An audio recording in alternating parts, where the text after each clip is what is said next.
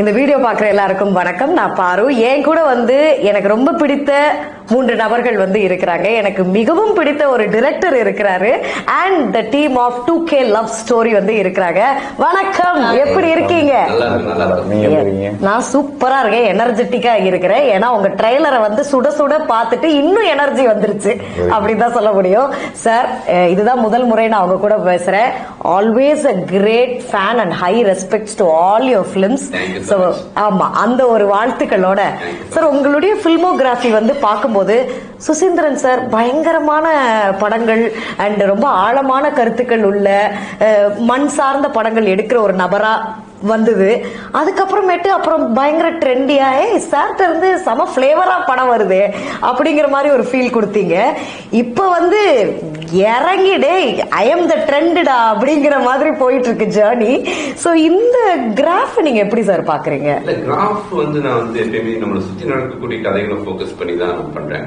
வெண்ணிலா கபடிக்குள்ள ஒரு மண் சார்ந்த கதையா இருந்தாலும் நான் ஒரு சிட்டி, ஆமா, ஜீவா ஒரு சிட்டி பிலிம், மாதரா ஒரு சிட்டி பிலிம், அப்படி நிறைய சிட்டி பிலிம்ஸ் நம்ம பண்ணிட்டே இருக்கோம். அந்த ஜெனரேஷனுக்குள்ள நம்ம இருக்கக்கூடிய லைஃப நான் எப்பயுமே வாட்ச் பண்ணிட்டே இருக்கேன். எனக்கு ரொம்ப இன்ஸ்பிரேஷன் அப்படின்னா மணிரத்னம் சார் தான். அவர் திடீர்னு அலைபாதி எடுப்பாரு, திடீர்னு ஓகே கண்மணி எடுப்பாரு. அவரால் எப்படி ஒரு ஓகே கண்மணி மாதிரி ஒரு படத்தை இந்த ஏஜ்ல பண்ண முடியுது அப்படின்னு யோசிக்கும் போது அவ்வளவு அப்டேட் பண்றாரு, அவ்வளவு பசங்களோட யங்ஸ்டர்ஸோட பேசுறாரு. அதான் நானும் ஃபாலோ பண்றேன். அவ்வளவு யங்ஸ்டர்ஸோட பேசினேன். அதுல இருந்து ஒரு ஹாண்டிங்கான ஒரு படத்தை ஆதரவு காலசிவில பண்ணேன். பட் இந்த 2K லவ் ஸ்டோரியை பொறுத்த வரைக்கும் இந்த ஜெனரேஷன் 2K கிட்ஸ், இந்த பசங்களுக்குள்ள இருக்கக்கூடிய பாசிட்டிவான விஷயங்கள் நிறைய இருக்குது. சோசியல் மீடியால நெகட்டிவ் மட்டுமே ரொம்ப போர்ட்ரேட் பண்ணிட்டு இருக்காங்க அப்படிங்கிற ஒரு ஃபீல் எனக்கு வந்துச்சு. 80s இருக்கட்டும், 90s இருக்கட்டும், 2K இருக்கட்டும், எல்லா காலகட்டத்திலையும் நெகட்டிவ் பாசிட்டிவ் கலந்துதான் லைஃப் இருக்குது. இங்க சோசியல் மீடியா இப்ப ரொம்ப வைடா இருக்கிறதுனால இந்த நெகட்டிவான விஷயங்கள் ரொம்ப போய் சேருது. நிறைய பேரண்ட்ஸ்க்கு ரொம்ப பயப்படுறாங்க. பேரண்ட்ஸ் ஒரு 1 வீக் முன்னாடி ஒரு ஆட்டோ டிரைவர் ஒரு பொண்ணு மிஸ்பிஹேவ் பண்ணிட்டாருன்னே, என்னுடைய பைலட் ஃபிலிம்க்கு ஒரு பொண்ணு நடிக்க கோயம்புத்தூர்ல இருந்து வருது, ஆட்டோல ஏறாத அப்படிங்கிறாங்க அம்மா. அது எந்த அளவுக்கு அவங்களுக்கு பாதிப்பு வருது பாருங்க. அதனால சோசியல் மீடியா ரொம்ப ஒயிடா இருக்குன்னா ரொம்ப பேனிக்கா இருக்காங்க பேரண்ட்ஸ். இந்த படம் 2K லவ் ஸ்டோரி, இந்த திரைப்படமே 2K கிட்ஸ் உடைய பேரண்ட்ஸ்க்கான திரைப்படம். 2K லவ் ஸ்டோரி படம் பார்த்த யங்ஸ்டர்ஸ் எல்லாரும் என்ன பண்ணுவாங்கன்னா, எனக்கு தெரிஞ்சு ஃபர்ஸ்ட் அவங்களுடைய பேரண்ட்ஸ் தான் கூட்டிட்டு இந்த படத்தை காட்டுவாங்க. நாங்க பாசிட்டிவானவங்க, எங்களால டிசிஷன் மேக்கிங் எடுக்க முடியும் அப்படின்னு அவங்க ப்ரூவ் பண்றதுக்கான ஒரு திரைப்படமா இருக்கும். லாஸ்ட் டைம் ஒரு 2 days முன்னாடி கோயம்புத்தூர்ல பிஎஸ்ஜி காலேஜ் ஸ்டூடெண்ட்ஸ்க்கு எல்லாம் படம் போட்டு காமிச்சோம்.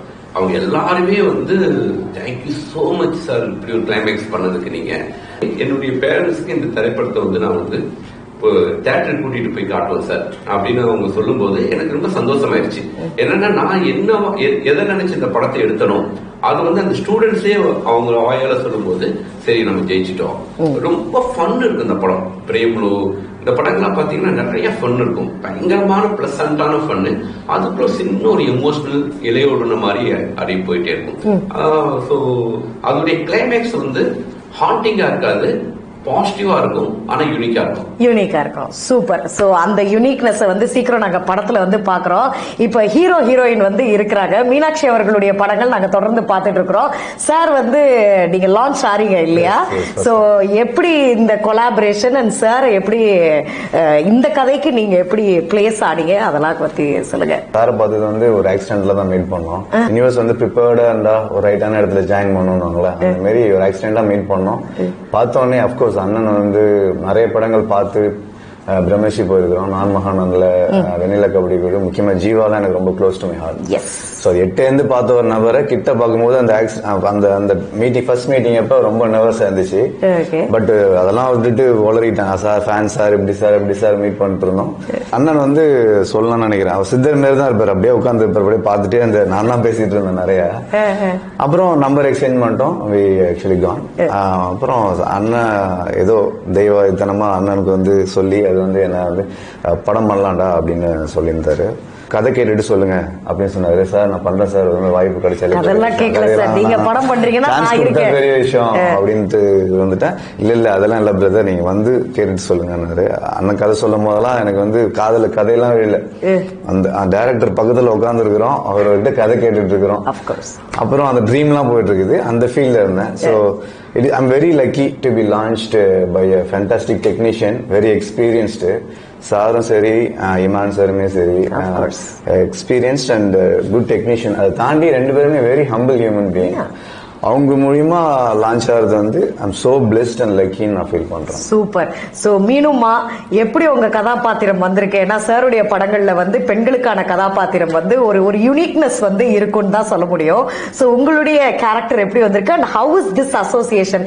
ஏன்னா ஆஃப் த கேமரால பார்க்கும்போது ரொம்ப ஃபன்னா இருந்தீங்க சார், ஒரு ஜாலியா மோதிரத்தான் பிடிச்சி இழுத்து மைக்கெல்லாம் பிடிச்சி இழுத்து இந்த மாதிரி பயங்கர ஜோவியலா இருந்தது. So please, how was it? So சாரோட 3வது படம் எனக்கு. Sir is more like a family. Sir தான் வந்து என்ன முதல்ல கெனரி கிளப்ல இன்ட்ரோடியூஸும் பண்ணாங்க. And about the character, for the first time நான் பண்ண படங்கள்லயே ஹீரோ அண்ட் ஹீரோயின்கான சேம் வெயிட்டேஜ் இருக்கு இந்த படத்துல. அண்ட் த்ரூ அவுட்டா வந்து ஒரு நைஸ் ரோல் பண்ணிருக்கேன். It's very feel good film. என்னோட ரோலை பத்தி சொல்ல, ஹீரோ ஹீரோயினுக்கு ஈக்குவல் ரோல் கிடையாது, உனக்கு கொஞ்சம் மேலதான், ஹீரோவோட ஒரு ரோல் கொஞ்சம் அதிகம். இந்த கேரக்டரை பத்தி சொல்லணும்னா, இந்த 2K கிட்ஸ், நானும் ஒரு 2K கதை சொல்லும் போதே எனக்கு வந்து இதெல்லாம் நம்ம டெய்லி பண்ற விஷயங்க தானே அப்படின்ற மாதிரி. அதுவே ஒரு பாசிட்டிவா சார் சொன்ன மாதிரி ஒரு shadowing always, it's always there that 2K generation வந்து இதை பண்றாங்க அதை பண்றாங்க, ரிலேஷன்ஷிப்ஸ் வந்து சிச்சுவேஷன்ஷிப் அது வந்துருச்சு இது வந்துச்சு, இவங்க என்னதான் பண்றாங்கன்னே புரியலையேன்ற மாதிரி. It is like almost negative thing about 2K kids. So முழுக்க படம் பாசிட்டிவாவே, ஒரு 2K கிட்ஸ் எவ்வளவு பாசிட்டிவா இருக்காங்க, அவங்க திங்கிங் என்னன்றது மட்டும் சொல்லியிருக்காங்க. So the role has come out very well and very positive. Super. நாங்களும் 2K கிட்ஸ், நாங்களும் விவரமானவங்க தான்டா, எங்களுக்கும் எல்லா மெச்சூரிட்டியும் இருக்குடா அப்படிங்கிற மோட்ல போகுது. ஸோ இப்போ நம்ம படத்தை பத்தி கொஞ்சம் பேசிட்டோம் சார், இப்போ கொஞ்சம் ஜாலியா பாரு வைபுக்கு வந்து போயிருவோம். ஸோ முதல்ல வந்து இது லவ் படம் அப்படிங்கிறதுனால உங்களுடைய, அதாவது உங்களுடைய ஆக்சுவல் ரிலேஷன்ஷிப் பத்திலாம் எனக்கு சொல்லக்கூடாது. அந்த அந்த அந்த டைம்ல வந்து ஒரு லவ் இருந்திருக்கும், ஆனா அது வந்து கூடாமலே இருந்திருக்கும். ப்ரொபோஸ் பண்ணிருப்பீங்க, இருந்தாலும் அந்த பிள்ளை வந்து ரிஜெக்ட் பண்ணிருக்கோம். அந்த மாதிரி உங்க ரிஜெக்டட் லவ் ஸ்டோரியை வந்து எனக்காக சொல்லணும். சார்ட்ட இருந்து தான் நான் ஆரம்பிக்கணும்னு நினைக்கிறேன். நான் வந்து இதே முரளி மாதிரி, ஓகேங்களா, அப்படியே தூரத்துல இருந்து அப்படியே பாத்துக்கிட்டு, அப்படியே எனக்கு 6 லவ், 6மே சொல்லவே இல்லை, ஓகேங்களா. ஆறுமே சொல்லவே இல்லை. அந்த 6 லவ்வையும் வந்து என் ஒய்ஃப்ட தான் சொன்னேன். 6 பேர் அப்படி லவ் பண்ணேன் அப்படிங்கறது வந்து என் ஒய்ஃப்ட தான் சொன்னேன். சோ ஃபர்ஸ்ட் ப்ரொபோஸ் பண்ணது என்னோட ஒய்ஃப்ட தான். So before marriage. Before marriage அப்படி சொல்லுங்க. ஓகே, அதுதான் என்னுடைய ஃபர்ஸ்ட் லவ். சோ ரிஜெக்டட் அப்படின்னா 6மே ரிஜெக்டட் தான். ப்ரொபோஸ் பண்ணீங்களா? இல்ல, அம்புட்டு தைரியம் இல்ல அந்த டயத்துல. அதனால கடைசி வரைக்கும் ப்ரொபோஸ் பண்ணல. மீனாட்சியோட நிறைய லவ் எனக்கு தெரியும், நீங்களே. சோ மீனாட்சி அவர்களே சொல்லுங்க, உங்களுடைய ரிஜெக்டட் லவ் ஆப்வியஸ்லி நிறைய பேர் அக்செப்ட் பண்ணிருப்பாங்க, பட் நீங்க இல்லங்க, சும்மா நீங்க சொல்றத யாரும் அக்செப்ட், லைக் எனக்கு ரிஜெக்டட் லவ்னு இல்ல, பட் ஐ ஹேவ் யாரும் அக்செப்ட் பண்ணலன்னு சொல்லாத, யார்ட்ட நீ ப்ரொபோஸ் பண்ணலன்னு சொல்லு. ப்ரொபோஸ் பண்ணாதானே அக்செப்ட் பண்ணாங்களா இல்லையான்னு தெரியும். சரி, but I have interesting story.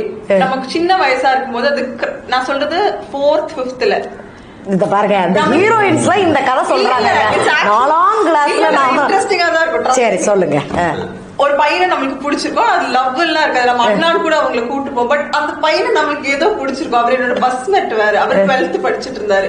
எனக்கு அந்த அண்ணாவை ரொம்ப நாளா பிடிக்கும். வீட்டுல போயிட்டு அம்மா எனக்கு ஒரு கிரீட்டிங் கார்டு வாங்கி கொடு அப்படின்னு சொன்னேன்.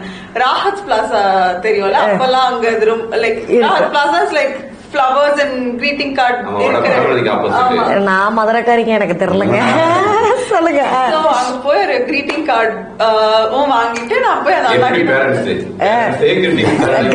இல்ல, இவங்களுக்கு தைரியத்தை பாருங்க, அம்மா கிட்டயே போய் greeting card அந்த அண்ணா கிட்ட போய் கொடுத்தேன். கொடுத்துட்டு நான் பஸ் விட்டு இறங்கிட்டு அம்மா என்ன கூப்பிட வெயிட் பண்ணிட்டு இருக்காங்க. அந்த அண்ணா என்ன பண்ணாங்க, அந்த greeting card பெல்ல தூக்கி போட்டாரு. வீட்டுக்கு போய் ஒரே அழுக. அம்மா நீ வாங்கி கொடுத்த கிரீட்டிங் கார்டு அண்ணா தூக்கி போட்டாங்க அப்படின்னு சொல்லிட்டு so I think that was எனக்கு ஞாபகம் வர அளவுக்கு ரிஜெக்ஷன் தான் அது ஒண்ணுதான். எம்பாரசிங்கா இருக்கே மீனாட்சி, இது ரொம்ப எம்பாரசிங்கா இருக்கே. ஆமா அதுதான் வந்து எனக்கு ஞாபகம் இருக்கிற ஸ்டோரி. சூப்பர். ஓகே, இந்த இந்த ஒரு அழகு கண்மணியை அப்பவே வந்து ரிஜெக்ட் பண்ணியிருக்கிறான் ஒரு பையன். சோ நீங்க சொல்லுங்க ப்ரோ, நீங்க ரிஜெக்ட் பண்ண காதல் இல்ல உங்களை ரிஜெக்ட் பண்ண காதல்? தேங்க்யூ. அவங்க பேசிட்டு இருக்கும்போது நான் யோசிச்சிட்டேன். ஆக்சுவலி உண்மையா இருக்குது. born and brought up in village actually. So வந்து எனக்கு வீட்டுல எதிர்த்தாப்புல ஒரு பண்ணையார் வீடு இருக்கும். அங்க ஒரு பொண்ணு இருக்கும். ஸ்கூல்ல பெரிய இடத்துல தான் கைய வைக்கிறது தெரியாதுல. ஸ்கூல்ல வளரும் போது போகும்போது பாத்துட்டு இருப்போம், பேசிட்டு இருப்போம். அந்த டைம்ல மொபைல் ரொம்ப இல்லாதனால ஒருத்தர் புரிஞ்சுக்கிறதுக்கே லெட்டர் எழுதும். முடிஞ்ச வரைக்கும் ஓட்ட தமிழ்ல இல்ல இல்ல 90s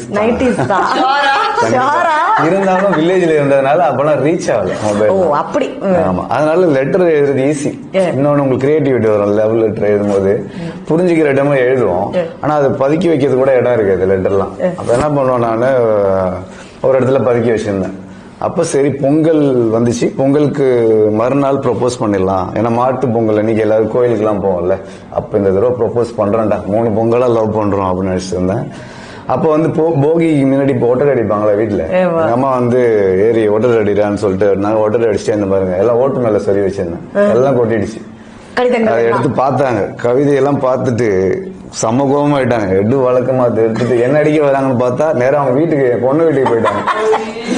எங்க அப்பா வந்து நான் போய் என்னடி என் பிள்ளைய வந்து கவர் பண்ண ட்ரை பண்றீங்க அவங்க சொல்ல. ஆமா பிள்ளை அப்படியே பெரிய மன்மதன், அதை வந்து நான் கவர் பண்றேன்னு சொல்ல அந்த பொண்ணு அப்படியே வெம்பி எழுதிட்டு இருந்துச்சு. சரி லவ் ப்ரொபோஸ் பண்றதுக்கு முன்னாடி முடிஞ்சிச்சு. இதுல என்ன ஆகுதுன்னா எங்க அப்பா வந்து படிச்சு பார்த்துட்டு கூலா, ஏன்டா எழுதுதான் எழுதுற, ஸ்பெல்லிங் மிஸ்டேக் இல்லாம எழுதியாடா, அவளுக்கும் அறிவு இல்லை உனக்கும் அறிவில்லை, 3 சொல்லி என்ன இல்ல 4 சொல்லி இந்த மாதிரி 2 சொல்லி எண்ணி போட்டுன்னு சொல்லிட்டு அந்த லவ் அதோட போயிடுச்சு. ஐயோ, இதுதான் சார் எனக்கு இந்த 3 கதையில 10 மார்க்ஸ் இவருக்கு தான் சார் நான் வந்து கொடுப்பேன். சூப்பரான ஒரு கதை. இப்ப திரும்ப நம்ம வந்து கதைக்கு பாத்தீங்களா, அது கரெக்ட் சார். அது நான் ஆஃப் த கேமரால சொல்றேன் சார். சார் இப்போ வந்து ஒரு சின்ன உங்க கதையை வந்து கேட்க விருப்பப்பட மாட்டாங்கன்னு நீங்க நினைக்கிறீங்களா? என் கதையை அவங்க ரொம்ப கேட்பாங்களே, அதனாலதான் சொல்றது கிடையாது. பாரு ஒரு சிங்கிள் கேர்ள் அப்படின்னு தான் இப்ப வந்து பூசி மொழிகிட்டு இருக்கிறேன் நானு. சரி சார். சோ இப்போ 2K லவ் ஸ்டோரி இந்த படத்தை பார்த்ததுக்கு அப்புறமேட்டு நீங்க ஆல்ரெடி சொல்லிட்டீங்க இது வந்து இந்த 2K கிட்ஸ் நாங்க மெச்சூர்டா இருக்கிறோம்ப்பா அப்படின்ட்டு.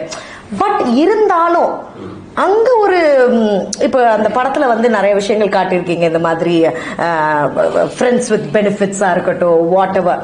ஸோ நீங்க ஆக்சுவலா அனலைஸ் பண்ணும்போது உங்க அண்டர்ஸ்டாண்டிங் ஆஃப் 2K கிட்ஸ் எப்படி சார் இருக்கு? அவங்க நிஜமாலே வந்து ஒரு ஒரு புரிதல் இல்லாம இருக்காங்களா?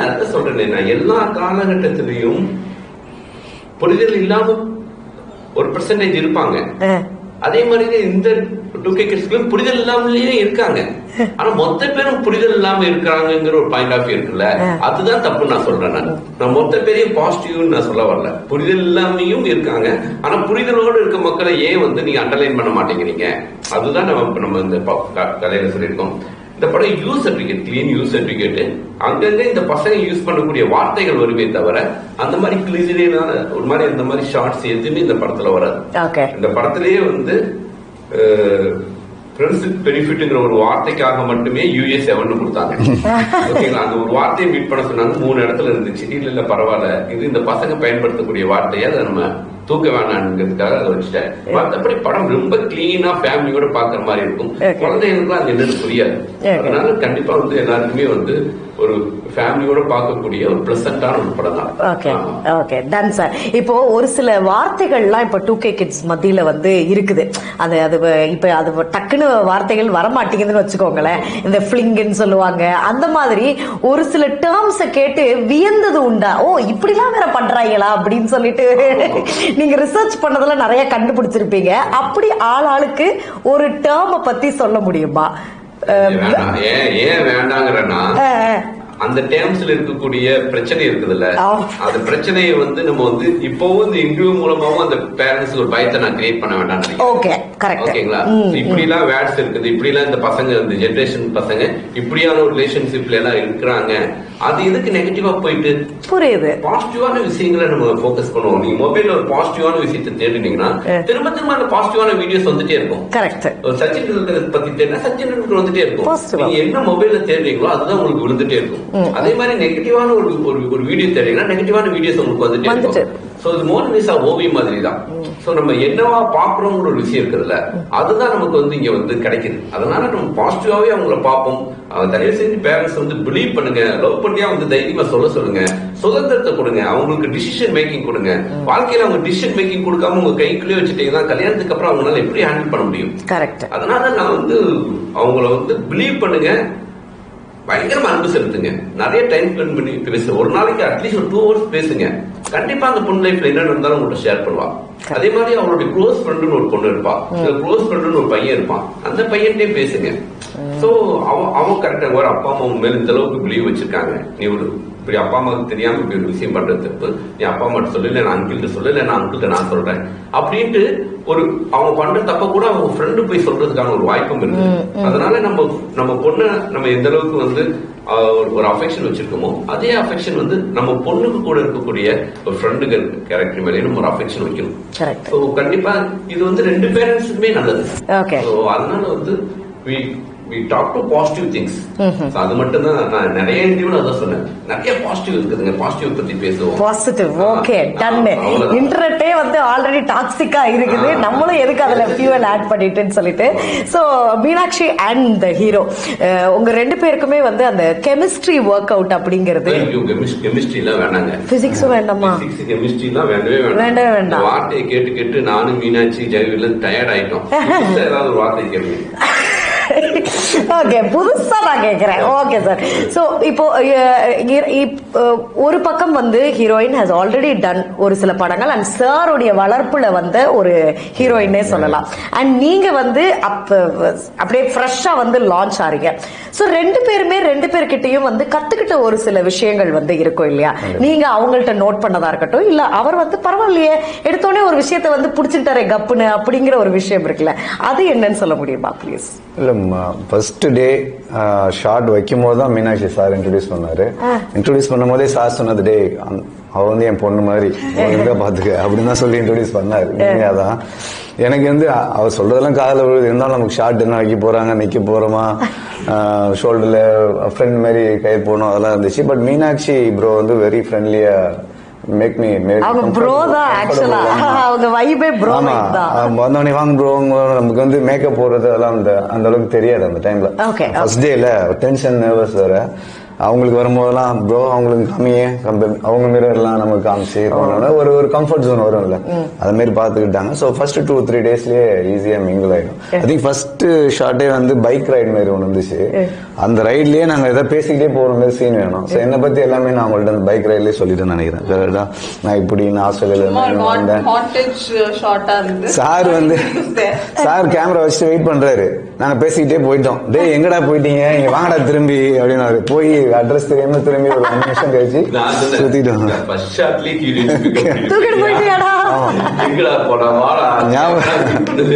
ஏன்னா பிரிட்ஜ்ல ஷாட் இறங்கிட்டோம், எங்கேயோ போயிட்டே இருக்குது. அவங்க போக சொல்றாங்கன்னு நாங்க போயிட்டே இருக்கிறோம். தெரியல அவருக்கு போக சொல்லிட்டாங்க, நம்ம போயிட்டே இருப்போம். விட்டா அப்படியே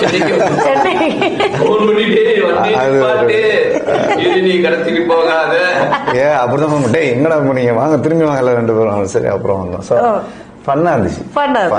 அண்ட் ஹவ் வாஸ் ஃபன்னா இருக்கும். எங்களுக்கு அவங்க கையில கேமரா வச்சிட்டு கரெக்ட் மெயின் ரோட்ல வச்சிட்டு இருக்கோம். வாங்கடா மார்னிங் லைட் போயிருங்கற அந்த ஒரு 5 வேற. ஆமா உங்களுக்கு எப்படி இருந்தது working with him? And for me, first 2 days it was கொஞ்சம் difficult for him because he was newcomer, camera left right தெரியணும், அதெல்லாம் கொஞ்சம் டிஃபிகல்ட்டா இருந்தது. பட் சுசீந்திரன் சார் பொறுத்தளவுக்கு if you have the grasping power, because sir is a very easy person to work. ஆமா. And also நான் முதல் படம் பண்ணப்போ he made almost என்னையும் சேர்த்து ஒரு 12 பேரை வந்து நடிக்க வச்சாங்க கபடி அந்த குரூப்ல. சும்மா கபடி விளையாடுறது மட்டும் இல்ல, அவங்களுக்கு ஒவ்வொரு லைஃப் ஸ்டோரிஸ் இருக்கும், எல்லாரும் ப்ராப்பரா நடிச்சவங்க. சோ சார் கூட ஒர்க் பண்றது actually easy, but if you have the grasping power it's more easier. So eventually he had the grasping power and eventually it was easy for him. That was very nice of him. Nice. So எனக்கு வந்து இந்த குழுவாவே வந்து பாக்குறதுக்கு Suseenthiran sir அழகா அந்த டீமை வந்து ஒரு ஒருங்கிணைச்சு அப்படி தட்டி தோல்ல தட்டி கொடுத்து ஒரு ஃப்ரெண்டு மாதிரி இருந்து நீங்க கூட்டிட்டு போறீங்க. ஏன்னா உங்களுடைய படங்கள்ல வந்திருக்கிற நிறைய பேர் வந்து நியூ கமர்ஸ் நீங்க அறிமுகப்படுத்தி அவங்க உச்சத்துக்கு போயிருக்கிறாங்க. ஸோ அப்படி இருக்கும் போது அது உங்க மேல இருக்கிற அந்த ஒரு மரியாதையை மேலும் மேலும் தான் இன்க்ரீஸ் பண்ணுது. ஸோ இதற்கடுத்து நீங்க வந்து டிராவல் பண்ணும்போது என்ன மாதிரியான கதைகளை வந்து நீங்க தேடி போறீங்க சார்? வாட் இஸ் யோர் இப்ப என்ன வைப்ல இருக்கீங்க? தேடி போறதுங்கிறது வந்து எப்படின்னா, நான் வந்து தேடி போற ஆள் கிடையாது. என்னை சுத்தி நடக்கக்கூடிய விஷயங்களை அப்சர்வ் பண்றாங்க. என்னை சுத்தி என்னென்னலாம் நடக்குது அதை மட்டும் அப்சர்வ் பண்ணாலே போதும், அவ்வளவு கதைகள் இருக்கு. சோ நம்ம தேடி போய் கதை எழுதணும்னு அவசியமே கிடையாது. டிஸ்கஷன்ட்டு ஒரு வெளியூர் போயிட்டு ஊட்டி, கொடைக்கானல், மூணாறு இது மாதிரி போயிட்டு கதை எழுதணும்னு என்னுடைய பெட்ரூம்லயே தான் நான் கிட்டத்தட்ட 19 கதையை எழுதியிருக்கேன். சோ நான் என்னுடைய என்னன்னா கிரியேட்டிவ்ங்கிறது எந்த இடத்துல வேணாலும் உட்காந்து வரணும், அதுதான் கிரியேட்டிவ். ஒரு இடத்துக்கு போனதுக்கு அப்புறம் தான் என் பசங்களாம் விளையாண்டுட்டு இருப்பாங்க, ஆனா நான் உட்காந்து எழுதிட்டு இருப்பேன். 2 நிமிஷம் அதிகபட்சம் நான் அப்படியே உள்ள போயிடுவேன். என்னை சுத்தி நடக்கிறது எல்லாமே வந்து டிசப்பியர் ஆயிடும். சோ அதுதான் அந்த யோகா தான். சோ எல்லா இதுலயுமே சொல்லிப்பாங்க, அது பெரிய சித்தர்கள் எல்லாருமே சொன்ன விஷயம் அதுதான். அமைதிங்கிறது உனக்குள்ளதான் இருக்குது, அது தேடி போகணும், அதுக்கான இடத்த தேடி போகணும் அவசியம் கிடையாது. அப்படித்தான் வந்து நான் கதை எழுதுது. இப்ப வந்து விஷ்ணு மீட் பண்ணும்போது ஒரு கிரிக்கெட் நடக்கிற ஒரு விஷயத்த சொல்ற, இப்படி ஒரு விஷயம் கிரிக்கெட் நடக்குதா, பசங்களை மீட் பண்ணும்போது பசங்க வந்து இப்படி அவங்க வந்து பேரண்ட்ஸ் வந்து புரிஞ்சுக்க மாட்டேங்கிறாங்க, இது பண்ற மாட்டேங்கிறாங்க. பட் ரொம்ப ஜெனுவனான ஒரு பொண்ணா இருக்குது, ஜெனுவனான பையனா இருக்கான். அவங்க புலம்பும் போது ஏன் இவங்க பேரண்ட்ஸ் புரிஞ்சுக்க மாட்டேங்கிறாங்க அப்படின்னு தேட தோணுது. ஏன் நம்ம குடும்பத்திலேயே சித்தப்பா பொண்ணு இவங்கள்ட்ட எல்லாம் வந்து ரொம்ப வந்து பேனிக் ஆறாங்க பேரண்ட்ஸ். அவங்களுக்கு கொஞ்சம் பாத்துக்கிறா, அவளை கைட் பண்ணிக்கிறாங்க. எதுக்கு அப்படின்னா பயப்படாதீங்க, உலகத்துல நடக்குது, எங்கேயோ நடக்குது, எதுக்கு இருக்க பிடிக்கிறீங்க, விடுங்க. இந்த உலகத்துல வந்து அவளை தண்ணியில தள்ளி விட்டாதான் நீச்சல் கத்துக்குவா, தண்ணியில காலையே வைக்க கூடாதுன்னு சொன்னா அவன் எப்படி நீச்சல் கத்துக்குவா அப்படின்னு பாசிட்டிவா சொல்லிட்டே இருப்பாங்க. பட் நான் என்னுடைய ரிலேட்டிவ், என்னுடைய சித்தப்பா பொண்ணு, என் தங்கச்சிக்கு நான் பாசிட்டிவா சொல்ற விஷயம் எல்லாருக்கும் எப்படி போய் சேரும். எல்லாருக்கும் இந்த பாசிட்டிவான திங்ஸ் வந்து இந்த பேரண்ட்ஸ் சொல்லணும்னு தோணுச்சு. சோ அப்படிதான் இந்த 2K லவ் ஸ்டோரி உருவாச்சு. ஜீவாகர் திரைப்படம் அப்படித்தான், இப்படி எல்லாம் கிரிக்கெட்ல நடந்துட்டு இருக்கிற ஒரு விஷயத்தை கேள்விப்படுறோம், அதைத்தான் நம்ம படமா பண்றோம். நம்ம வந்து ஒரு பேப்பர் நியூஸ் படிக்கிறோம், இப்படி வந்து ஒரு ஜாதி கலவரத்துல ஆல்பர்ட்னு ஒரு எஸ்ஐ வந்து இது பண்ணிட்டாங்க. சோ அதோட இன்ஸ்பிரேஷன் தான், அத கதையா எடுக்கல, நான் அதோட இன்ஸ்பிரேஷன் தான் பாய்மொழி பண்றேன். அப்படியே மதுரையில் நடக்கக்கூடிய இன்சிடென்ட் கேள்விப்பட்டு தான் இது எடுக்கிறேன். நம்மளை சுத்தி நடக்கக்கூடிய விஷயங்களை அப்சர்வ் பண்ண அவ்வளவு கதை இருக்குது. நம்ம தமிழ் சினிமாவில் இல்லாத கதையே கிடையாது. இது வரைக்கும் என்னுடைய படத்தை எந்த படத்தையுமே வந்து ஹாலிவுட் படங்களோட ஒப்பிட்டதே கிடையாது. அந்த படத்துடைய சாயல்மா இருக்குது, இந்த படத்துடைய சாயல்மா இருக்குது, இது வரைக்கும் ஒப்பிட்டதே கிடையாது. ஏன் அப்படின்னா நான் ஹாலிவுட் படங்களே பார்த்தது கிடையாது. நான் தமிழ் படங்கள் பார்ப்பேன், அதோடைய திரைக்கதை அமைப்பு பார்ப்பேன். இப்ப நான் ஒரு ஸ்போர்ட்ஸ் படம் பண்றேன், ஒரு ஸ்கிரிப்ட் எழுதிட்டேன்னா ஸ்கிரிப்ட் எழுதுனதுக்கு அப்புறம் நிறைய ஸ்போர்ட்ஸ் படம் பார்ப்பேன், ஃபில்ம் மேக்கிங் ப்ராசஸ்க்காக. ஓகே, எப்படி அதை வந்து ட்ரீட் பண்ணிருக்காங்க. சோ ஒரு ஆக்ஷன் ஃபுல் படம் ஆக்ஷன் படம் பண்ணிட்டேன்னா என்னென்ன மாதிரியான ஆக்ஷன் படம் பண்ணிருக்காங்க, ஆக்ஷன் கோரியோகிராஃபி எப்படி பண்றாங்க, இதுக்காக பார்ப்பேன். சோ அந்த பாயிண்ட் ஆஃப் வியூல பார்ப்பேனே தவிர கதையை தேடி வந்து ஹாலிவுட் படங்கள் பார்க்கறது கிடையாது, கதையை தேடி வெளியூர் போறது கிடையாது. நம்மள சுத்தி இருக்கக்கூடிய 1000 மனிதர்களுக்குள்ள இல்லாத கதையா உங்களுடைய கைரேகையும் ஒரு கதை இருக்கும். நீங்க ட்வின்ஸா பிறந்தாலே வந்து இந்த உலகத்துல கைரேகை வேற வேறையா இருப்பீங்க. சோ ஒவ்வொரு கைரேகைக்கு முன்னாடி ஒரு கதை இருக்குது. அந்த கதைக்குள்ள யூனிக்கான ஒரு பாயிண்ட் தேடணும்னாவே அதுதான் படம். எங்க அப்பாவுடைய லைஃப் தான் வெளியில கப்பிக்கணும். அதுல வந்து அதுல வந்து ஒரு திருவிழால ஒரு பொண்ணை பார்த்தங்கிற அந்த எபிசோடு தான் என்னுடைய லைஃப்ல நான் பார்த்த கடைசி வரைக்கும் அந்த பொண்ணு ப்ரொபோஸ் பண்ணவே இல்லை. அதுதான் வந்து என்னுடைய லவ் ஸ்டோரி. எங்க அப்பா லைஃபையும் என்னோட லைஃபையும் மிங்கிள் பண்ணி ஒரு பட மாட்டேன். சோ கதையிலிருந்து நான் வெளியே தேடி போறது கிடையாது, என்னை சுத்தி நடக்கக்கூடிய மனிதர்கள் தான் கதை இருக்கிறேன். கரெக்ட். அண்ட் ஆல்சோ அந்த சிச்சுவேஷன் நான் அப்சர்வ் பண்றதை தாண்டி தான் என்னுடைய அடுத்தடுத்த கதைகளும் வந்து இருக்கும். அப்படின்னு இன்னென்ன கதையை தான் நான் பண்ணுவேன், கேங்ஸ்டர் மூவி தான் அடுத்து பண்ண போறேன் அப்படிங்கிற அந்த கூடாது. கரெக்ட். ஏன்னா நமக்கு என்ன இம்ப்ரெஸ் ஆகுதோ அதைத்தான் பண்ணணுமே தவிர வாலண்டரியா போய் ஒண்ணு பண்ணுனீங்கன்னா அது வந்து செஞ்ச மாதிரியே இருக்கும். இல்ல நம்ம ஹார்ட்ல இருந்து வராது. நான் பண்ண 19 படங்களும் ஒரு கதைக்கு ஒரு கதை சம்பந்தமே இருக்காது. வேற வேற வேற வேற ஜானல்ல பண்ணிட்டே இருக்கேன். அதுக்கு காரணம் வந்து நான் இப்படித்தான் பண்ணணும் அப்படின்னு நான் தேட மாட்டேன். என்ன சுத்தி நடக்கிறதுல எது இம்ப்ரெஸ் ஆகுதோ அதை படமா பண்றேன். சூப்பர். சோ எனக்கு ஆக்சுவலி உங்கள்ட்ட பேசும்போது பல ஏரியாஸ் வந்து அப்படியே ஒரு நாலேஜ் வந்து கிடைச்ச மாதிரியே இருக்குது. சோ கண்டிப்பா சார் கூட டிராவல் பண்ணும்போது அவர் பண்ற ஏதோ ஒரு விஷயம் வந்து நம்மள ஆச்சரியத்துக்கு உண்டாக்கி இருக்கும். அது செட்டுக்கு டைமுக்கு வரதா இருக்கட்டும், what ever one thing that you are learning from sir and அதை வந்து உங்க கரியர்ல நீங்க வந்து ஃபாலோ பண்றீங்கன்னா what is that one thing? I wouldn't say in career, but in life I would say, and ரொம்ப வருஷமா சாரையும் பார்த்துட்டு இருக்கேன். அதுல என்ன சொல்வேன்னா, நான் ஆல்ரெடி சொல்லியிருக்கேன், one day at a time. And சாருக்கு வந்து he will have his own pressure இருக்கும், அவருக்கு இருக்கிற ஒர்க் ஸ்ட்ரெஸ்ஸா இருக்கும், வெளியில இருக்கிற ஸ்ட்ரெஸ்ஸா இருக்கும், என்னவா வேணா இருக்கும். அன்னைக்கு ஒரு நாள், இன்னைக்கு நம்ம ஷூட்டிங் பண்ண போறோம், இந்த ஷூட்டிங் நம்ம பீஸ்ஃபுல்லா பண்ணணும், என்னதான் இருந்தாலும் 6 மணிக்கு அப்புறம் பாத்துக்கலாம், இப்ப இந்த 8 மணி நேரம் பீஸ்ஃபுல்லா போகணும்னா நான் இப்படிதான் இருக்கணும். சோ இதுக்கு நான் வந்து என்னோட ஹெட் ஸ்பேஸை இப்படிதான் ப்ரிப்பேர் பண்ணிக்க போறேன்ற விஷயத்துல அவர் ரொம்ப கிளியரா இருப்பாரு. So that one day at a time ரொம்ப நம்ம நிறைய பேர் வி லேக். நாளைக்கு இருக்கிற பிரச்சனையை இன்னைக்கே ஸ்ட்ரெஸ் பண்ணி இன்னைக்கு இருக்கிற டேவுமே we get spoil. So that is one good quality I look up to him. Correct correct. Very nice point. நீங்க என்ன அப்சர்வ் பண்ணி அதை ஃபாலோ பண்றீங்க? நான் வந்து நிறைய கோட் படிச்சிருப்பேன். அதுல ஒரு கோட் வந்து miracles do happen but you should be preparedனு.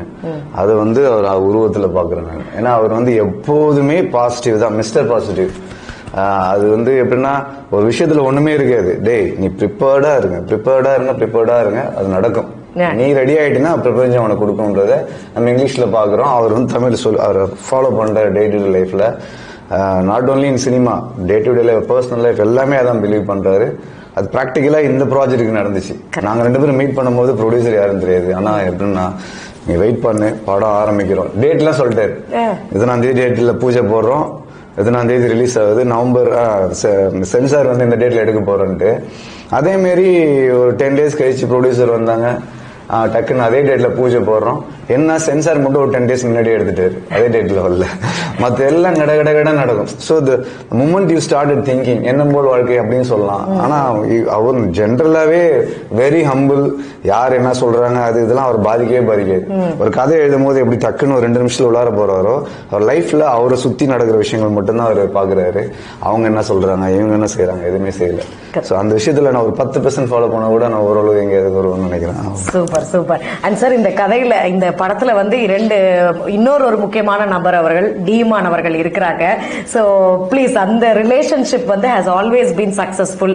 So எப்படி இருந்தது? இந்த படத்துலயுமே வந்து நல்ல ஹைலைட்டான பாடல்கள் வந்து இருக்கும். ஏன்னா உங்க படத்துல வந்து அந்த மியூசிக் வந்து தனியா துண்டா தெரியும். சோ எப்படி இருக்குது அந்த ரிலேஷன்ஷிப்? எனக்கு இம்மான் சாருக்கு எப்படி ரிலேஷன்ஷிப் இருக்குது அப்படின்னா வந்து, நானும் அவரும் சேர்ந்து பண்ற 9th மூவி. அவரு இது வரைக்கும் எனக்கு தெரிஞ்சு ஒரு டைரக்டரோட இத்தனை படம் அவர் ஒர்க் பண்ணிருப்பாரான்னு எனக்கு தெரியல. அப்பனா இந்த அளவுக்கு நானும் அவரும் ஒருத்தர் புரிஞ்சிருப்போம். அதுதான் அவரு வந்து ஒரு மியூசிக் டைரக்டரா எவ்வளவு பர்ஃபெக்டோ அதே மாதிரி அஸ் எ ஹியூமனாவும் ரொம்ப பர்ஃபெக்ட். நான் ஒரு பங்க்சுவாலிட்டியில அப்படி இருக்கணும்னு நினைப்பேன். அதை விட அவர் பயங்கர பங்க்சுவாலிட்டியில இருப்பார். நான் இது வரைக்கும் ஒரு இப்படி ஒரு பங்க்சுவாலிட்டி எந்த மியூசிக் டைரக்டர்டையும் பார்த்ததே கிடையாது. அவ்வளோ 1ஆம் தேதி டியூன், 1ஆம் தேதி டியூன், 1ஆம் தேதி சாங், 1ஆம் தேதி சாங், அது ஆன் டைம். ஒரு ஆபீஸ்க்குலாம் நம்ம போனோம்னா சில மியூசிக் டைரக்டர் நம்ம போகிறதுக்கு முன்னாடி இன்னொரு டைரக்டர் வெயிட் பண்ணிட்டு இருப்பாங்க. அதெல்லாம் இருக்கவே இருக்காது. நம்ம போகும்போது நம்ம மட்டும் தான் இருப்போம், இன்னொரு டைரக்டர் வெயிட் பண்ணிட்டு இருக்க மாட்டாங்க. அந்த மாதிரி நிறைய பாசிட்டிவ் திங்ஸ். எப்படின்னா அந்த வேவ்ல சிச்சுவேஷன் சொல்லும் போதும் நான் கிளியரா சிச்சுவேஷன் சொல்லுவேன். அதை அவர் புரிஞ்சுக்கிறதும் கிளியரா அப்சர்வேஷன் பண்ணி புரிஞ்சுக்குவார். இது வரைக்கும் நாங்க வந்து 2 பேரும் சேர்ந்து குறைஞ்சது ஒரு 40 சாங் நாங்க வந்து கம்போஸ் பண்ணிருப்போம். 40 சாங்குமே ஃபர்ஸ்ட் டியூன் தான். ரெண்டாவது டியூன் போடவே கிடையாது. ஓ, நீங்க ரீகன்சிடரே பண்ணதில்லை? நான் எப்படின்னா எங்களுடைய கம்போசிங் எப்படி இருக்குன்னா போன டே கம்போஸ் பண்றது டியூன் போடுற கம்போசிங் பேட்டர்ன் கிடையாது. போயிட்டு சுச்சுவேஷனை கிளியரா சொல்லிடுவேன். இது பிரதர் இந்த சுச்சுவேஷன், இது மாண்டேஜ் சாங் எடுக்க போறேன், இது வந்து டான்ஸ் மூமெண்ட் எடுக்க போறேன். ஸோ எனக்கு இந்த மாதிரியான ஒரு ஒரு ப்ரீஸியான மூமெண்ட்ல வேணும், இல்ல இது கொஞ்சம் ஒரு பெப்பியான சாங்கா வேணும், அது எல்லாமே கிளியரா சொல்லிடுவேன். சொல்லிட்டு வந்ததுக்கு அப்புறம் அவரே ஒர்க் பண்ணுவார். ஒரு வாரம் ஒர்க் பண்ணுவாரு, டியூன் போடுவாரு. டியூன் போட்டுட்டு நைட்டு உட்காந்து டியூன் போட்டுட்டு காலையில நேரத்துல எழுந்திரிச்சு அந்த டியூனை கேட்பாரு. அந்த டியூன் அவருக்கு பிடிக்கலன்னா அவரே வர வச்சிருவாரு. அப்புறம் அவரு மறுபடியும் டியூன் போட்டு ஃபைனலா நம்ம என்ன கேட்டோமோ அப்படி ஒரு டியூனோட வந்து நிற்பாரு. சூப்பரா இருக்கு பிரதர் அப்படின்னு. அப்புறம் அவர் சொல்றாரு, எப்படி பிரதர் நீங்க நான் எல்லா மியூசிக் டைரக்டரோட கம்போசிங் உட்காரும் டியூன் போடுவாங்க, அப்படிதான் நம்ம பார்த்திருப்போம். எப்படி பிரதர் நீங்க டியூன் கம்போஸ் பண்றீங்க அப்படிங்கும்போது, இல்ல சார் சில பேரு கம்ஃபர்ட் டு கம்போசிங் உட்காந்துருப்பாங்க, பட் உங்க கம்ஃபர்ட் நீங்க சொல்றீங்க. எனக்கு நானா தனியா உட்காந்து போட்டு பார்த்து அதை 2 நாள் கழிச்சு நானா காலையில உட்காந்து கேட்டு இது ஒர்க் ஆகுமா ஒர்க் ஆகாதா, 2 நாளுக்கு அப்புறம் அந்த டியூனை மண்டேல உட்கார்ந்து இருக்கணும். ஃபர்ஸ்ட் ஆஃப் ஆல் நான் இதுக்கு நடுவில் நிறைய வேலைகள் செஞ்சுட்டு இருப்பேன். ஆனா அந்த டியூனை மைண்டுக்குள்ள உட்கார்ந்து இருந்துச்சுன்னா இது ஓகே ஆகும்னு தோணுவேன். சோ எனக்கு நானே அந்த டியூனை மறுபடியும் ரிப்பீட் பண்ண முடியுதான்னு பார்ப்பேன், அந்த சிம்பிளிஃபை இருக்கான்னு பார்ப்பேன். சோ இதெல்லாம் பார்த்துட்டு சரி ஓகே இது ஒர்க் ஆகும்னு தெரிஞ்சதுக்கு அப்புறம் தான் பிரதர் நான் வந்து உங்களை கூப்பிடுவேன் அப்படின்னா. சோ அந்த அளவுக்கு வந்து அவரு நான் என்ன சொல்றேன்னா, நான் டைரக்ட் நான் ஸ்கிரிப்டா வந்து ஸ்கிரீன் பிளேவா வந்து நான் நல்லா பண்ணனா நான் ஜெயிச்சிருவேன். நீங்க மியூசிக் டைரக்டர் உங்களுக்கு பிடிச்ச மாதிரி நீங்க சாங் பண்ணுங்க, சிம்பிள் அவ்வளவுதான். அந்த சாங் நல்லா இருந்தாலும் நல்லா இல்லைனாலும் கிரெடிட் உங்களுக்கு தான். உங்களுடைய லைஃப் நான் எப்படி டிசைட் பண்ண முடியும்? நீங்க 2 நாள்ல ஒரு சாங் சூப்பர் சாங் கொடுக்குறீங்க, ஒரு சாங் வந்து நல்ல சாங் இல்லாம கொடுக்குறீங்க சாங்கா. அப்ப நான் வந்து அந்த நல்ல சாங் மீன்ஸ் கமர்ஷியலா ஒர்க் அவுட் ஆகாத ஒரு சாங் நான் பிட்ச் பண்ணி ஓகே பண்ணிட்டேன்னா அவருடைய தோல்விக்கு நான் எப்படி காரணமா இருக்கலாம்? இமானுடைய தோல்விக்கு நான் காரணமா இருக்க கூடாது. இமானுடைய ஆல்பம் ஹிட் ஆகுது அப்படின்னா அவருதான் காரணம், அவருதான் வந்து ரீசனா இருக்கும். அதனால நான் கிளியரா இருக்கேன். சோ உங்களுடைய வெற்றி உங்க கையில, நீங்க எடுத்துக்கங்க. சாங்க்கு நீங்க ஹிட் கொடுக்க வேண்டியது உங்களுடைய பொறுப்பு. இது என்னுடைய சிச்சுவேஷன், இந்த சிச்சுவேஷனுக்கு ஒரு சாங் கொடுக்கிறது அப்படிதான் கேட்பேன். நடக்கும். அவர் ரொம்ப மூக்க நுழைக்க மாட்டேன், சிம்பிளா சொல்லணும்னா அப்படி சொல்றீங்க இல்லையா? ரொம்ப உட்கார்ந்து கொண்டு வந்து பிரஷர் கொடுத்துறது. கரெக்ட், ஸ்மார்ட்டான வேலை. இது ஓ பொறுப்பியா? வேலை இது. ஆமா நான் செய்யணும். கரெக்ட். நாலேஜ் எனக்கு இருக்காது. ஏன் வேலை சிச்சுவேஷன் சொல்றது சார். ரொம்ப கட் அண்ட் ரைட்டா இருக்கீங்க சார் நீங்க. Super sir. சோ எனக்கு வந்து என்னன்னா சாருடைய படங்கள் வந்து has always been I'm very ரொம்ப ஃபேன் கேர்ள் மொமெண்டா தான் எனக்கு இருக்குது. Please consider me. Okay. So எனக்கு வந்து ஒவ்வொரு படத்துலையுமே வந்து ஒரு மிக்ஸ்டு எமோஷனா இருக்கும். ஒரு படத்தை பார்த்து முடிக்கும் போது, நான் மகாலரை பார்க்கும்போது ஒரு மாதிரி பயமா இருக்கும் வெளியில போகிறதுக்கே. ஸோ இந்த மாதிரி இருக்கும்போது இந்த படத்தை பார்த்துட்டு வீட்டுக்கு திரும்ப போகும்போது what do you think the reactions of 2K kids would be and 90s kids would be and in general audience எப்படி இருக்கும்னு நினைக்கிறீங்க? எதுவும் கான்ட்ரடிக்ட்ஸ் இருக்குமா? என்னையா இப்படி காமிச்சிருக்கீங்க எங்களை அப்படிங்கிற மாதிரி? அதான் முதல்ல இருந்தே சொன்ன மாதிரி இந்த படம் த்ரூ அவுட் பாசிட்டிவா தான் இருக்கும். 90s கிட் 2K கிட்ன்றது தாண்டி அவங்க பேரண்ட்ஸ், இப்போ நம்ம போஸ்டர்ஸ் இதெல்லாம் கொஞ்சம் கலர்ஃபுல்லா 2K இருக்கு, பட் பேரண்ட்ஸ்க்கான ஒரு மேஜர் டேக் பேக் இந்த பிலிம்ல இருக்கு. அண்ட் ஒரு லவ்ன்றது வந்து ரொமான்டிக் ரிலேஷன்ஷிப்ஸ் மட்டும் இல்ல, அதை தாண்டியும் நிறைய விஷயங்கள் இருக்கு. வந்து ரொம்ப கிளியரா இந்த படத்துல சொல்லிருக்காங்க. Okay, it is not only about that அந்த லவ்வி டவ்வியா அப்படியே அந்த மாதிரி மட்டும் இல்ல. ஓகே, தாண்டி you have things in the film. Okay, done. நீங்க ஒரு பிக்கெஸ்ட் டேக் அவேவா என்னவா இருக்கும்? சேம் லைக் 2 பேர் சொன்ன மாதிரி ரொம்ப பிரீஸியா கலர்ஃபுல்லா எதையும் ரொம்ப யோசிக்காம, இப்போ உள்ள ஜென்ரேஷன் 90s நம்ம 2K அப்படிலாம் ரொம்ப யோசிக்காம அமைதியா போய் படம் பார்த்தோம்னா ஜாலியா போயிட்டே இருக்கும். ஸ்கிரீன் பிளே அப்படி இருக்கும், ஜாலியா போவோம், ஜாலியா வரும். வரும்போது கிட்ஸ் இந்த 2K கிட்ஸோ இல்ல ஃப்ரெண்ட்ஸா இருந்தாலும் சரி லவர்ஸா இருந்தாலும் ஒரு பாரம் இறங்கின மாதிரி ஒரு ஃபீல் இருக்கும். பெருமையா நினைச்சுப்பாங்க. அப்பா அவங்கள வந்து ஒரு ஃப்ரெண்ட்ஸோட பழகும் போது ஒரு பயத்தோட பழகாம இன்னொரு ஒரு ஃப்ரெண்ட் பெருமையா நினைச்சிட்டு அப்பா மட்டும் சொல்லலாம், எதுவும் பயப்பட தேவையில்ல அப்படின்ற ஒரு உணர்வு வரும். அவன் கண்டிப்பா அப்பா அம்மையும் அழைச்சிட்டு வந்து படத்துக்கு கொண்டு வருவாங்க, அதுல எந்த டவுட்டுமே இல்ல. இது ரிப்பீட்டட் ஆடியன்ஸ் நிறைய இருப்பாங்க, இது என்னோட கெஸ். பேரண்ட்ஸும் வந்து பாப்பாங்க, என்னோட கெஸ். சார் நான் நினைச்சேன் சரி இந்த படத்தை பார்த்ததுக்கு அப்புறம் 90s கிட்ஸும் 2K கிட்ஸும் தியேட்டர்லயே வந்து தளபதி மாதிரி வந்து ஏதாவது முட்டுகள் நடக்குமோ அப்படின்னு நினைச்சேன். ரெண்டு பேருமே பாசிட்டிவா தான் சொல்லியிருக்காங்க. பாசிட்டிவா தான். இன்னொரு இந்த கேள்விக்கு நான் எப்பயுமே வந்து ஒரே ஒரு பதில் மட்டும் தான் இருக்குது. படம் எதுக்கு பார்க்க வரணுங்கிற ஒரு கேள்வி எல்லாரும் கேட்பாங்க. படம் பார்த்ததுக்கு அப்புறம் என்ன தோணும் ஆடியன்ஸ்க்கு அப்படின்னு கேட்பாங்க. இந்த ரெண்டு கேள்வியுமே ஒரு திரைப்படம் பார்க்க வரக்கூடியவங்க எல்லாருக்கும் என்ன ஒரு பாயிண்ட் வரும்னா 2 hours என்டர்டைன்மெண்ட். மைண்ட்ல ஏகப்பட்ட ஸ்ட்ரெஸ் இருக்கும். ஃபேமிலியோட போயிட்டு ஒரு ரிலாக்ஸா படம் பார்ப்போம். ஸோ அதுக்கு தான் தேட்டருக்கு வராங்க. அது கமர்ஷியல் படமா இருக்கட்டும், த்ரில்லர் படமா இருக்கட்டும், அவங்களுக்குள்ள இருக்கக்கூடிய அந்த பிரச்சனைய ஒரு 2 hours மறக்க வைக்கணும். நம்ம அது மறக்க வைக்கக்கூடிய இடம் ஒரு தியேட்டரா இருக்கும். அதை தேடிதான் தேட்டருக்குள்ள வராங்க. அவங்க வந்து சந்தோஷப்படணும், சிரிக்கணும். ஏன்னா ஃப்ரெண்ட்ஸே இல்லாத எவ்வளவு பேர் இருப்பாங்க. தேட்டர்ல வந்து சிரிக்கணும். சிரிச்சே அவங்க ரொம்ப நாள் இருக்கும். ஓகேங்களா? அழுதே ரொம்ப நாள் இருக்கும். அதுக்கான மொமெண்டம் தான் தேட்டர். ஸோ அந்த தேட்டருக்கு வர்றதுக்கு வந்து ஒன்லி சிம்பிள் திங் எங்கேஜிங்கா இருக்கணும். அந்த எங்கேஜிங் 2 hours 10 minutes இந்த படத்துல இருக்கும். அதுதான் வந்து நான் சொல்றது. நானுமே கிட்டத்தட்ட ஒரு லாஸ்ட் 10 years நான் வந்து ஹிட்டே கொடுக்கல. நான் நிறைய இன்டர்வியூ சொல்லியிருக்கேன். மறுபடியும் நான் கம்பேக் பண்ணி நான் என்ன அனலைஸ் பண்ணிட்டு என்னுடைய தவறுகளை புரிஞ்சுக்கிட்டு நான் மறுபடியும் வந்து ஒரு ஹிட் படம் கொடுத்திருக்கேன். அது நான் ரொம்ப ஜெனூனா நான் நம்புறேன். ஸோ அதை வந்து நாங்கள் ஒரு 2 days முன்னாடியே ஆன் ஸ்கிரீன்ல அத்தனை பேரும் சிரிச்சு கிளாப் பண்ணி ஸ்டூடெண்ட்ஸ் எல்லாம் என்ஜாய் பண்ணும்போது எனக்கு வந்து என்னுடைய சந்தோஷத்தை எக்ஸ்போஸ் பண்ணிக்க மாட்டேன், என்னுடைய சோகத்தையும் எக்ஸ்போஸ் பண்ணிக்க மாட்டேன். ஆனா உள்ளுக்குள்ள அவ்வளவு சந்தோஷம் இருந்துச்சு. Okay, super sir. அந்த சந்தோஷம் வந்து சீக்கிரம் திரையரங்குகள்ல வந்து வரப்போகுது. மீண்டும் மீண்டும் அந்த படத்தை வந்து பேரண்ட்ஸும் சரி எல்லா ஆடியன்ஸுமே வந்து பார்ப்பாங்க அப்படிங்கிறது வந்து கண்டிப்பா நம்புறோம். அண்ட் எங்க டீம் சார்பாகவும் என் சார்பாகவும் பர்சனல் விஷஸ். February 14th இந்த காதலர் தினம் 2025 காதலர் தினம் அன்னைக்கு 2K லவ் ஸ்டோரி வந்து வரப்போகுது. அதுவே ஒரு மாதிரி நல்ல ஒரு காம்பினேஷனா இருக்கு. அதுக்கு பர்சனலா பெரிய பெரிய வாழ்த்துக்கள். அண்ட் அப்கோர்ஸ் இந்த படத்துக்கு வந்து நிறைய ஆதரவு வரும் அப்படிங்கிறது தெரியுது. So thank you so much to all the three of you. The interview was really nice. Thank you. Thank you.